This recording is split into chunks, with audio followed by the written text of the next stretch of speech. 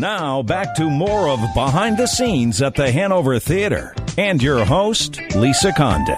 Whenever you come to one of our Broadway shows, and most shows in general, when you look out at the audience, it's really wholesome, multi-generational entertainment. Everybody feels really good about bringing their grandparents, their parents, their children, their cousins, their business associates to the shows that are part of our series for sure. You know, there's always something that's a little controversial and gets us to think, but that's one of the purposes of theater. So tell me, why is Worcester State University committed to sponsoring a show like this?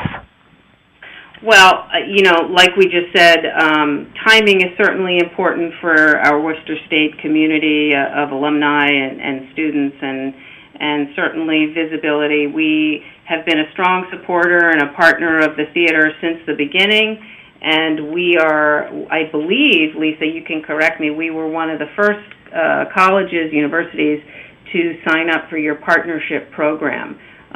We have been committed since the beginning, and we are just really thrilled to sponsor and support various shows throughout the year. We certainly appreciate that as well.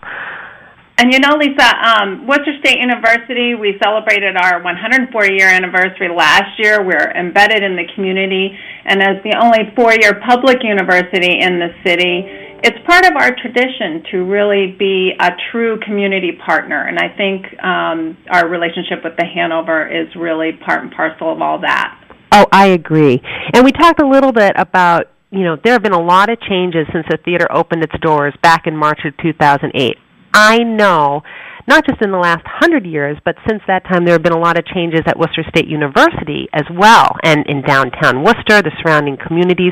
Do you want to share with our listeners some of the major changes and initiatives that are really important to you at Worcester State University? Absolutely. This campus is sort of humming with excitement these days. We've got a lot going on under President Barry Maloney's leadership. He's celebrating his 5-year anniversary with us this academic year, the 16-17 academic year, and we've seen a lot of growth in both academic programming and student gains, as well as partnerships with the community. We are very student-centered. I was really pleased to hear your comment about the intern that you have, and that's the kind of words that we hear from so many different places that have a relationship with us. Hardworking, focused, responsible, and I think that speaks to the type of student that comes to Worcester State. Our incoming class for the fall of 2016. We have 52% of our students are first-generation college students, meaning their parents didn't go to college. And a lot of those students are, very driven, and we see that in their success, both while they're here as a student and when they graduate. Absolutely, and I have to be clear, we have had interns from Worcester State, but Jake, he started as my advertising assistant, and now he's our digital marketing specialist, all within a year.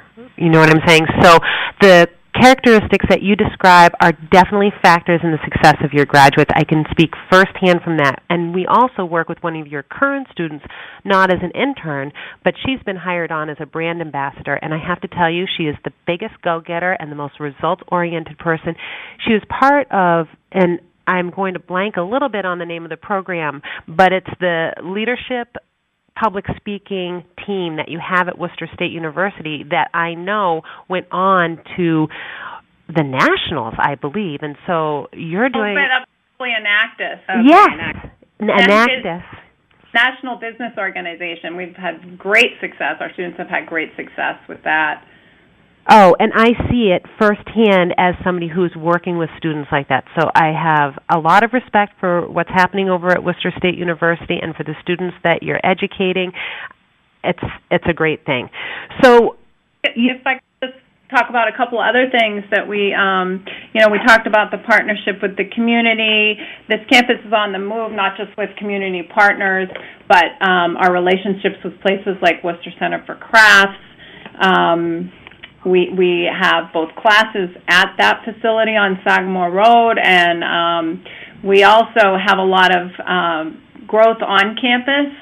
we've undergone a 10-year modernization of every campus facility, which includes two of our newest buildings, one which opened in September of 2016, the Wellness Center, which, we have to have a facility that meets the needs of our students today. And part of what we want to do for those students is keep them connected to the campus. We still have a large commuter population. However, 40% of our undergraduates are now living on campus, and we want them to stay connected to their studies, and one way to keep folks connected and on campus is through wellness programming. So we've got the new facility, $50 million facility that replaced a 1958 gym building that just simply did not meet our needs. So we're very excited to have modern facilities. We have a science building that has labs, and our students are getting their academic needs met, and all this is part and parcel of our growing retention rate, very important in the higher ed industry. We've been laser-like in our focus on keeping students here from year to year and then graduating them. And we've been singled out by the Department of Higher Ed for the growth in our graduation rate over the past 5 years. So that's our commitment to our students. We really want to provide them both excellent opportunities, excellent education, and then make sure they graduate, keep them here, keep them connected, and make it a great experience. And healthy and well as well. And I think that's another thing that we really have in common, because as you know, the theater recently opened our new conservatory for the performing arts with state-of-the-art studio spaces, laboratories, and expanded opportunities for engagement with people of all ages. Again, it's that enrichment and engagement with people of all ages. And that is a major component of our strategic plan. Jane, I know you've been involved with that process, and it seems like that meshes very well with what Worcester State University is doing. Absolutely. We have, for the last few years, have really been making an impression in the arts community, not only with the theater, but also, as Renae briefly mentioned, with the Worcester Center for Crafts and the Worcester Art Museum.